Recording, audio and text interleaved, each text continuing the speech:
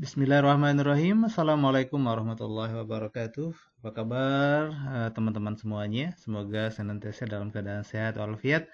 Kali ini kita akan melanjutkan pembahasan soal dan penjelasannya. Ini adalah soal pretest ya. Mudah-mudahan bermanfaat. Saya ingatkan kembali sebelum melihat video ini sebaiknya teman-teman semuanya membaca dulu modul ya, membaca dulu modul yang sudah ada sesuai dengan topiknya. Sekarang kita insya Allah akan membahas topik 5 dan topik 6. Silahkan dibaca dulu modulnya ya. Kalau sudah baca, baru masuk ke video ini. Karena video ini, pembahasan soal ini sifatnya adalah pendalaman dan pemantapan materi ya. Karena dalam menjawab soal itu perlu sebuah skill, keterampilan gitu kan ya. Kalau kita tidak terbiasa menjawab soal, walaupun kita sudah paham materinya, kita sudah baca bolak-balik, tapi tidak bisa menjawab soal karena kita tidak punya skill dalam menjawab soal. Mudah-mudahan video ini membantu Bapak Ibu semuanya dalam meningkatkan pemahaman terhadap materi yang yang ada. Baik, oke, sekarang kita masuk ke topik yang kelima. Silakan diikuti dengan baik. Topik kelima adalah tentang pendekatan dan strategi layanan bimbingan konseling untuk supervisi klinik. Ini klinik ya, kita tambahin dulu kurang. Survei klinik. Nah, soalnya cukup panjang, silakan dibaca dengan baik. Kita pelan-pelan saja. Jawabannya adalah ya, karena juga panjang soalnya, saya hanya membacakan langsung jawabannya. Pilihannya adalah di C, mengembangkan potensi individu dan menyelesaikan masalah dengan secara sendiri. Kenapa? Penjelasannya adalah kenapa kita menjawab C atau pilihannya C. Berdasarkan definisi dari Praitno tahun 2024 dan Gibson Mitchell tahun 2023, tujuan utama layanan bimbingan konseling adalah membantu individu berkembang secara optimal, baik secara pribadi, sosial, belajar, maupun karir. Mendorong kemandirian dalam menyelesaikan masalah yang dihadapi. Membantu individu untuk memahami dirinya sendiri dan lingkungan, bukan sekadar menerima saran atau arahan. Pilihan A dan B mungkin menjadi bagian dari proses konseling, tapi bukan tujuan utamanya. Pilihan D dan E lebih bersifat mengarahkan atau memberikan nasihat, yang bukan prinsip utama konseling modern yang berpusat pada klien dan kemandirian. Soal kedua. Soal kedua, silakan dibaca dengan baik, dengan seksama, dipahami pelan-pelan. Jawabannya adalah B, yaitu dengan menganalisis pola-pola interaksi antara konselor dan klien secara terperinci. Kenapa jawabannya B? Kita dengarkan penjelasannya. Karena supervisi klinis menurut Gadamer tahun 1969 adalah proses yang pertama, berfokus pada observasi langsung dan analisis interaksi antara konselor dan klien. Dua, bertujuan untuk meningkatkan praktik profesional konselor melalui refleksi, evaluasi, dan umpan balik yang spesifik. Tiga, membantu konselor memahami kekuatan dan area pengembangan dalam teknik konselingnya. Pilihan A terlalu umum. Pilihan C dan D menyimpang dari pendekatan reflektif dan kolaboratif dalam supervisi. E tidak berkaitan langsung dengan kualitas layanan, malah bisa berdampak negatif. Soal ketiga. Dibaca lagi. Dibaca dengan baik, dengan seksama. Jawabannya adalah B. Kenapa? Karena refleksi. Karena refleksi memungkinkan supervise mengenali area pengembangan pribadi profesional. Kenapa jawabannya B? Karena dalam supervisi klinis, refleksi sangat penting. Kenapa? Karena membantu supervise menyadari kekuatan dan kelemahan dalam praktik konselingnya. Dua, mendorong pertumbuhan pribadi dan profesional secara berkelanjutan. Tiga, merupakan bagian dari proses belajar mandiri dan meningkatkan kompetensi, bukan sekadar bergantung pada penilaian supervisor. Pilihan A dan C keliru karena refleksi tidak menggantikan peran supervisor atau membuat supervisor bergantung. Pilihan D terlalu negatif dan tidak seimbang. Sedangkan pilihan E terlalu sempit karena refleksi tidak hanya untuk menilai keberhasilan supervisi, tetapi untuk perkembangan menyeluruh.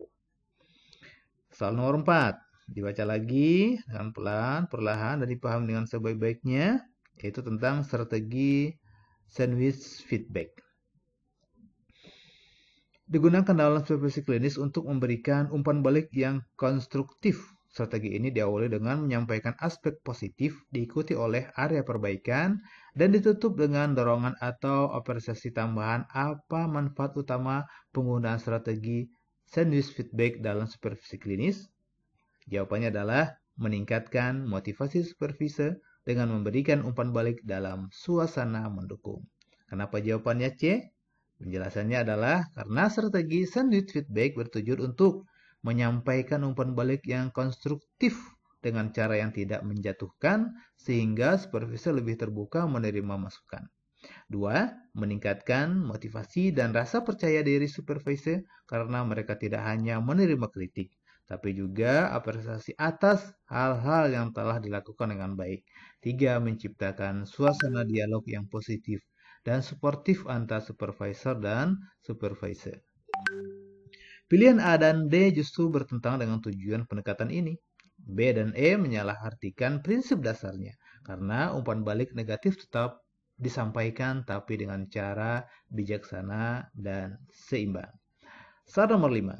Teori bimbingan konseling yang menekankan pentingnya memahami kebutuhan emosional dan spiritual siswa dalam pelayanan PAI adalah A. Teori behavioristik, B. Teori humanistik, C. Teori kognitif, D. Teori konstruktivistik, D. E. Teori psikoanalisis. Ya. Jawabannya adalah teori humanistik. Kenapa? Karena teori humanistik dalam bimbingan konseling menekankan pemahaman terhadap kebutuhan emosional dan spiritual individu. 2. Penghargaan terhadap potensi diri, pengalaman pribadi, dan pertumbuhan ke arah aktualisasi diri. 3. Dalam konteks PAI, pendekatan ini relevan karena selaras dengan nilai-nilai pengembangan akhlak, empati, dan kesadaran spiritual. Sementara itu, teori behavioristik fokus pada perubahan perilaku melalui stimulus respon. Teori kognitif menekankan proses berpikir dan persepsi. Teori konstruktivistik berfokus pada pembentukan pengetahuan dan pengalaman. Terakhir, teori psikoanalisis lebih mengakibatkan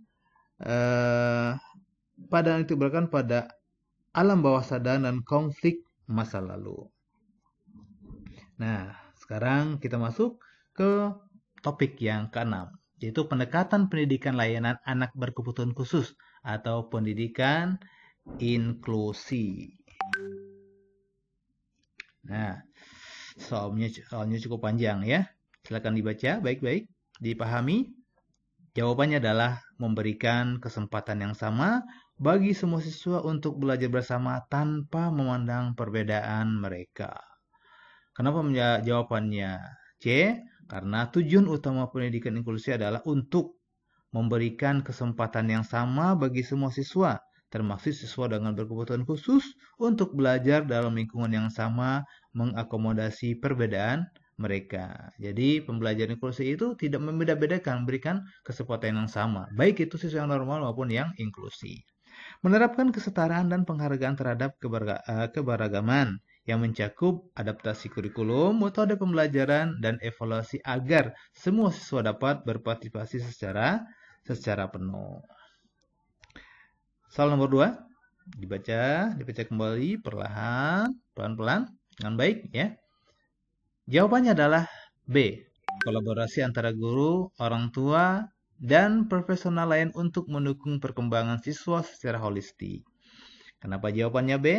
Karena kolaborasi dalam konteks pendidikan inklusi mengacu pada kerjasama antara berbagai pihak seperti guru, orang tua, tenaga profesional lainnya, misalnya psikolog, konselor, atau ahli terapi, untuk merancang program yang mendukung perkembangan siswa secara menyeluruh, termasuk aspek akademik, sosial, emosional, dan fisik.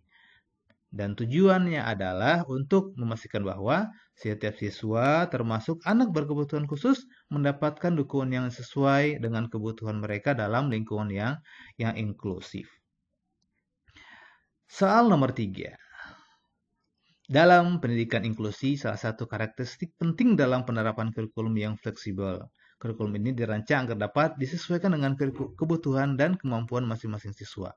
Penyesuaian ini bisa berupa penggunaan alat bantu, metode pembelajaran yang bervariasi, dan pendekatan evaluasi yang memungkinkan siswa mencapai tujuan belajar.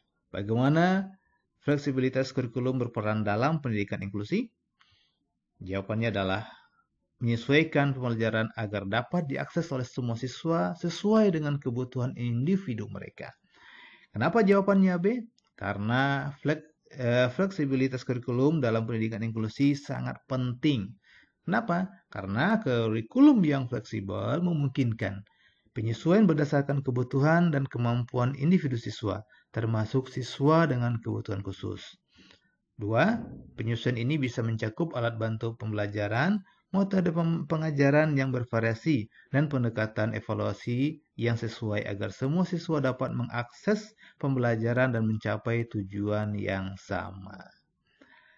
Nomor 4. Pendidikan inklusi juga berfokus pada pengembangan sikap positif terhadap keberagaman di kalangan siswa. Melalui kegiatan belajar bersama, siswa dapat belajar untuk menghargai perbedaan, bekerja sama, dan mengembangkan empati terhadap orang lain. Ini penting dalam membentuk masyarakat yang inklusif dan berkeadilan. Apa dampak utama yang diharapkan dari pengembangan sikap positif terhadap keberagaman dalam pendidikan inklusi? Jawabannya adalah membangun masyarakat yang inklusif dan menghargai perbedaan melalui empati dan kerjasama. Kenapa?